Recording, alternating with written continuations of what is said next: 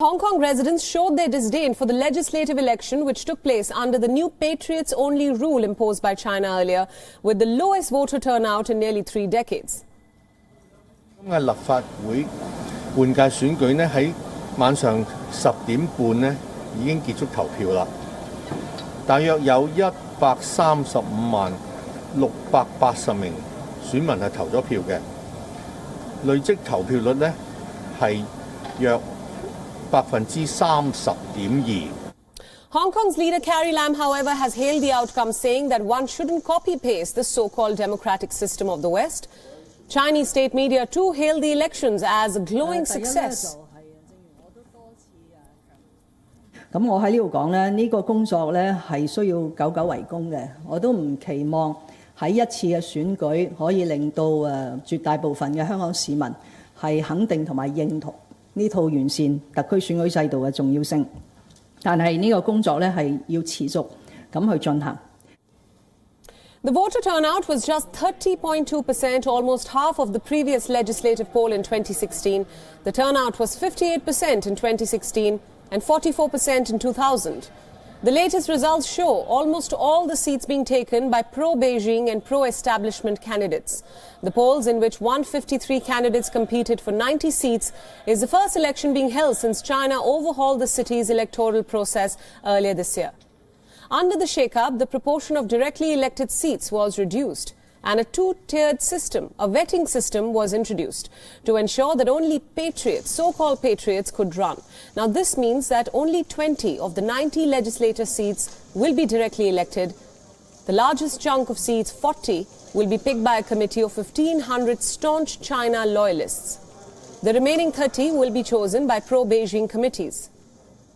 The voter turnout is a central issue, as observers consider it to be a barometer of legitimacy in an election where pro-democracy candidates are largely absent and facing a crackdown from Beijing under the national security law that was imposed earlier.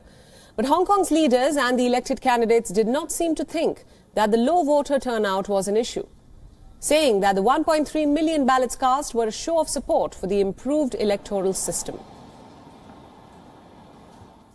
其實我想講就係其實個結果係即係要尊重翻選民，即係選民個選擇啦。即係其實大家睇到其實候選人又並非係清一色嘅但係其實係大家即係個選擇係點咧？咁我哋要尊重翻選民嗰個決定啦。We earlier spoke to Richard Kimber from Hong Kong. Listen in to what he had to say about the recent poll.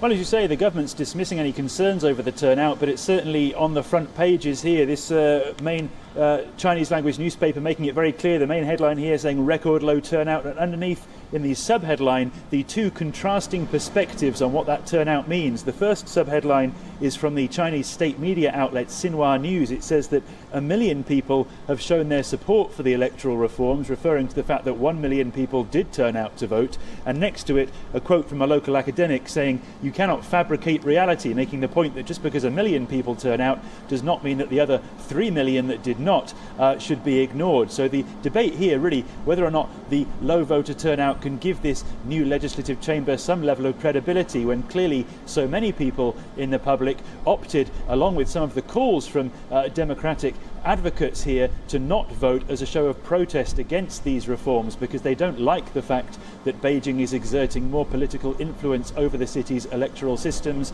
And many people who I spoke to on the streets yesterday during the course of what would have been a voting day, had anybody turned out, expressed their frustration that they just didn't feel there were any candidates on the ballot paper who they felt in any way connected to, because so many of the pro-democracy candidates and so many candidates across the political spectrum opted not to take part in this election because of the way that those reforms were managed.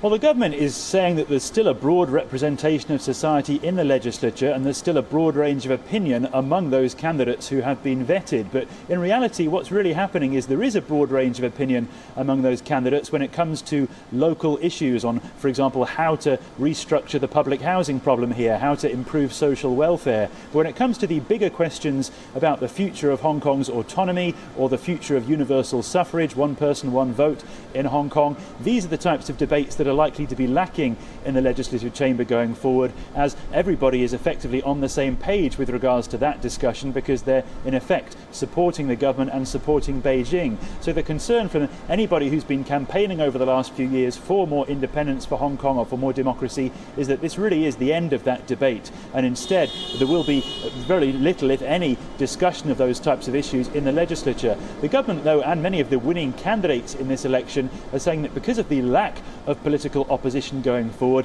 it will actually be much easier for them to implement much needed policies without what they accuse the opposition of doing in previous years. WION World is now available in your country. Download the app now and get all the news updates on the move.